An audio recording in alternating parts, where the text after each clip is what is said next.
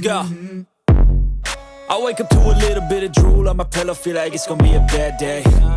Yeah, I'm tired of shit, and the coffee ain't hit yet, damn ain't that great. Good morning guys! So, for today's video ay samahan nyo ako. Meron lang ako i-share sa inyo guys regarding sa TBS King natin. Dahil yung TBS King natin ngayon ay nasira yung ano niya, mga brakes. Bali magpapalit tayo ng mga brakes ngayon na TBS natin guys, si Sky. So papalitan natin siya ng brake shoe ba tawag dyan. So bibilan natin siya ng bago, tapos ikakabit natin. So i-share ko lang sa inyo kung paano ko ikakabit ito. Magdi-DIY tayo guys, no? At para rin ma-share ko sa inyo kung paano ko ikakabit ang ating mga brake shoe.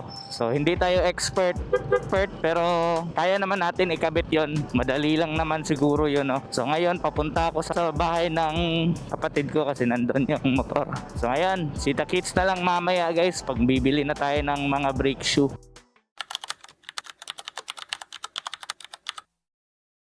Ay, nabili tayo kaninang brakes guys,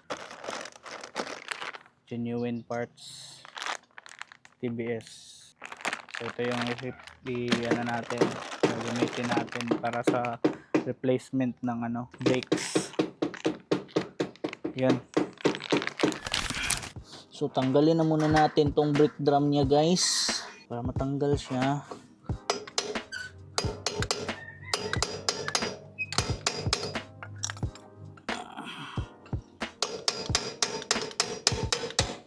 Tanggal guys. Mo din nga to ipuli guys.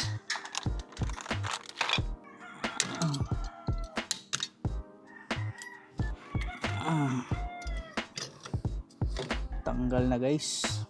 Timan-an na to guys ha. Ingana sa pagkataod guys. Nao.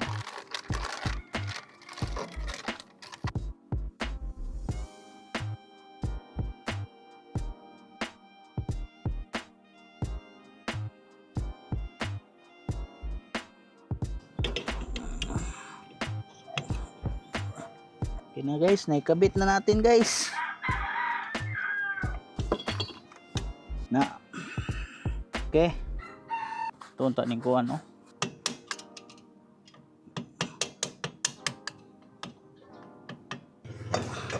Oh.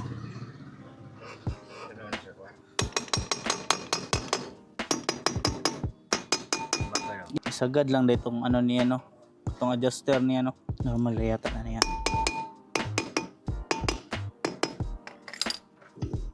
Ano din yan, langanin din nga Philips pa oh.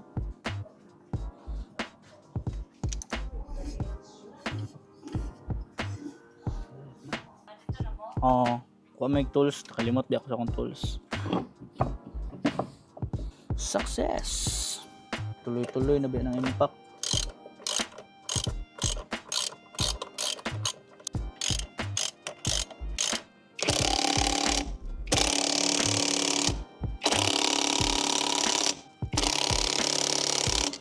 Asa, patayo ko na ko be.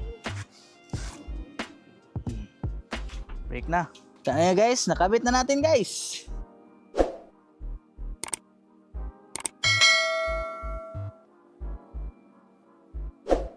So dahil natapos na tayo dun sa unahan guys, dito naman, dito, tsaka dito sa kabila.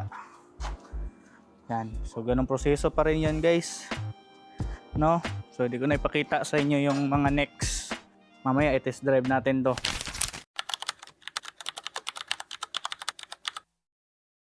So, iba yung nasa likod guys.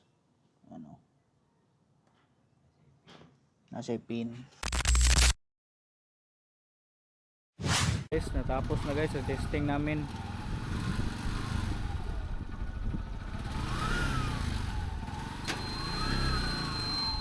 Oops, brake.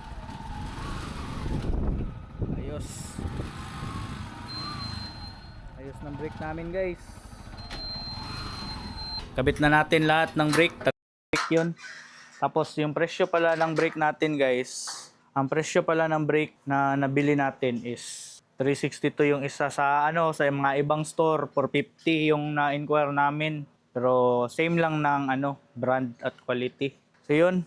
Yun lang yung vlog natin for today. So, salamat sa panonood guys. Sana na-enjoy nyo at nakakuha kayo ng mga idea kung paano natin ikinabit ng DIY lang.